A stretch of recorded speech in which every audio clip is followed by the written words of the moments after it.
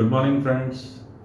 Welcome back to this beautiful platform of Anand Prakash Educational Academy, where we have been presenting the video lectures for you so that you can study from these video lectures, prepare yourselves better, and then you can also come to our online classes, our physical classes, and get more and more knowledge, in-depth knowledge about the subject, and gain very good marks in the subject.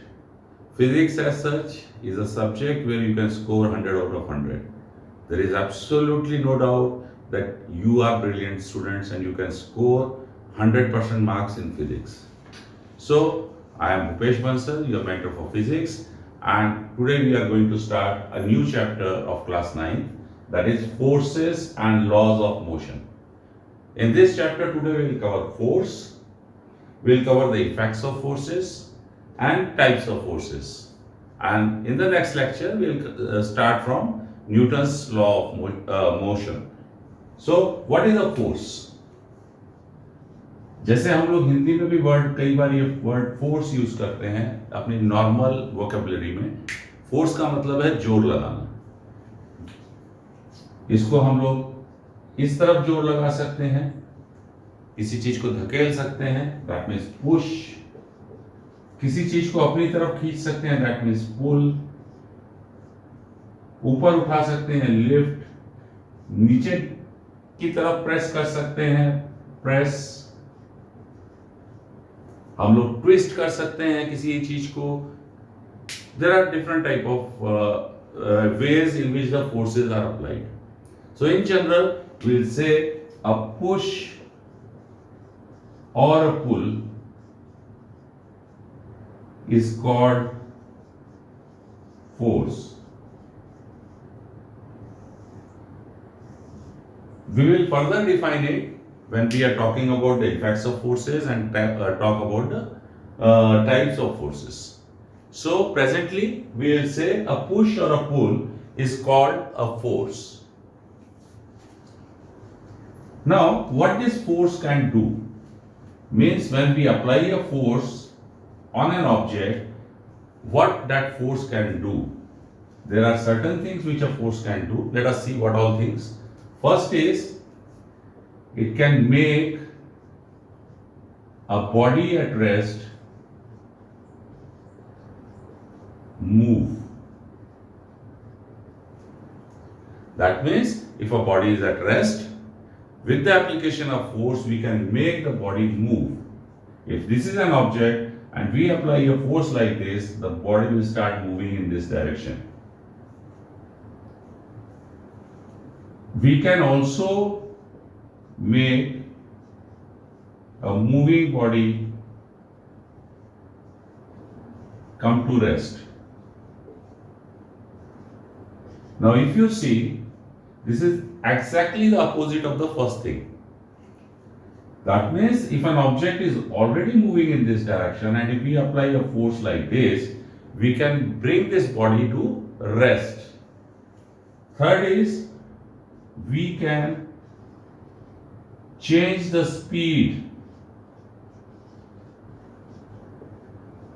of a moving body, moving object. Now, if this is an object, it is already moving in this direction.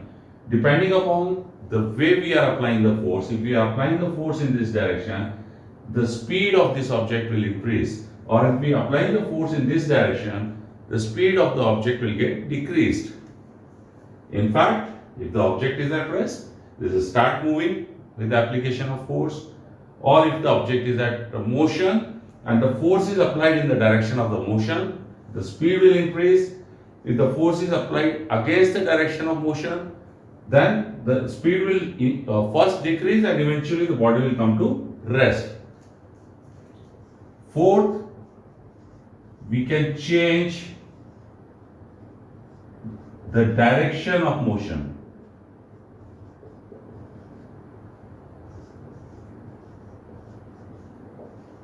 Now, suppose an object is moving like this and we apply force like this. So the object will change its direction based on the way we apply the force. So we can change the direction of motion of the object. And fifth is can change shape and size of an object. Now, all of us have held a balloon in our hand.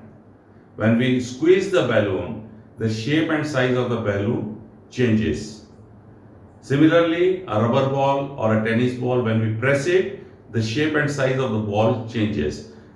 So that pressing is a force applied by us, and the change in size, change in shape and size of the object is happening because of application of that force. So these are the 5 major things which a force can do. In the first chapter, we have studied motion, how the motion takes place, how the motion behaves, whether it is a uniform motion, non-uniform motion, how it is getting accelerated, uniform acceleration, non-uniform acceleration. Now we are studying how the acceleration is imparted. If we apply a force, if the speed changes, that means there is an acceleration. If the body is starting, that means there is an acceleration. If the body is coming to rest, that means there is a deceleration. Change of direction, again, is application of force in a different direction. That's why the change of direction is taking place. Change in shape and size, I already explained to you that when we hold a balloon in our hand and press it, or when we hold a tennis ball, कोई भी soft object जिसको हम लोग press करते हैं तो वो अपना शेप एंड साइज चेंज करता है. सो these are the 5 major effects of force which are happening on an object. Now, basically, depending upon how we apply the force, how much force is getting applied, there are 2 different type of forces. First, let us discuss the first type, that is called the balanced force. As the name suggests, we call it as a balanced force. जैसे name suggest कर रहा है, the forces are balanced. That means if this is an object, we have force due to gravity acting downwards, the reaction force of the earth acting upwards, there is a force applied by us in this direction, and reverse में there is a force of friction. So I will call it as a force A, which is because of gravity, force B, which is due to the reaction of the earth on the object. These forces equate each other, so A plus B is equal to 0. Now I am writing the sign plus because this force, if I say is in positive direction, then this force is in negative direction. And eventually, if I take the directions here, it will become plus A plus minus B is equal to 0, or A is equal to B in magnitude. Similarly, this is force C, which is because of friction, and this is the force D which we applied. If force D applied, force D is less than force C or equal to force C, then force D will be equal to force C only. It will not increase till the time the limitation of force D is achieved, and the object will maintain its position, because जितना force हम लोग इस direction में लगा रहे हैं उतना ही force इस डायरेक्शन में लग रहा है, और the object remains still.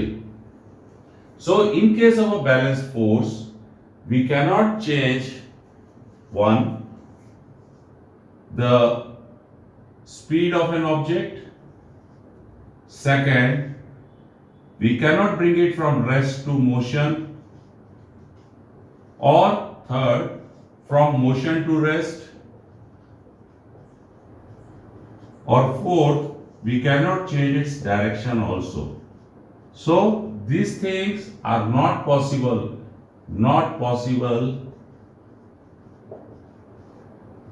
in balanced force. Why it is not possible? Because the forces interact with each other and nullify each other. Force A ने फोर्स बी को नलीफाई किया, सिमिलरली फोर्स सी ने जो मेरा applied force D है उसको nullify कर दिया. तो effective forces acting on the object are nullified, so the total force acting on an object is zero.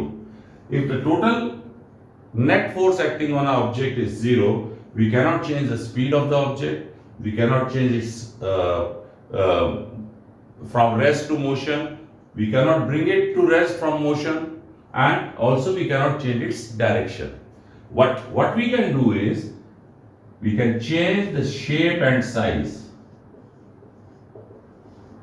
Shape and size of an object we can change. The simple example again is the same balloon.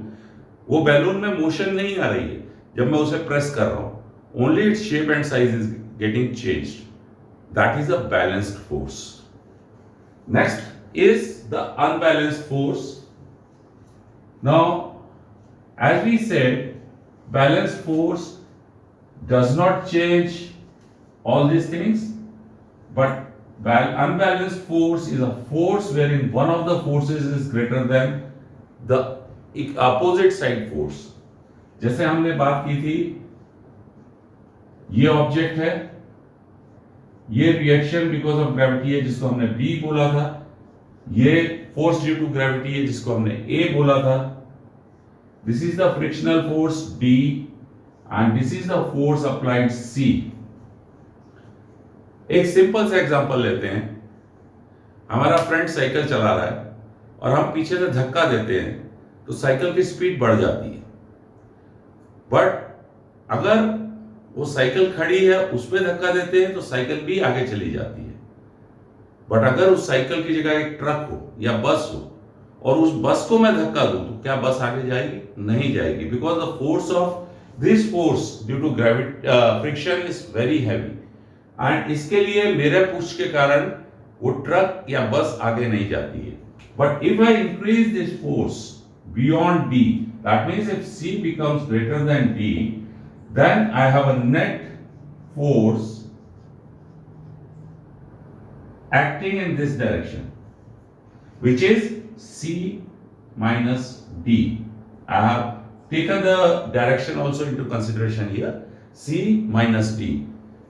So, because there is a component which is not balanced, we call it as an unbalanced force. Now, the difference between unbalanced force and balanced force, again I am repeating, in case of balanced force, all these four forces are equating each other. That means the opposite forces are equating each other. But in case of unbalanced force, one of the force is becoming more than the opposite side force. Then that force is called unbalanced force. Now in case of unbalanced force, suppose as I said the example of a cycle, if the cycle is at rest, if I apply a force from behind, we can make it move. That means I can bring the object from rest to motion. If I apply the force from the front side of the cycle, I can bring it to rest. That means I can bring it from motion to rest. Third is I can change the speed. Suppose a cyclist is driving and I push it, the speed increases. Speed, I can change the speed. Fourth, I can also change the direction. If I push it from the side, I can change the direction. In case of unbalanced force, we can do all these things. So, unbalanced force is the cause of motion. We will be studying how this unbalanced force causes motion, what are Newton's laws of motions in our next video lecture. I'll be waiting for you to join me in that video lecture. Till then, take care and be safe. Thank you very much.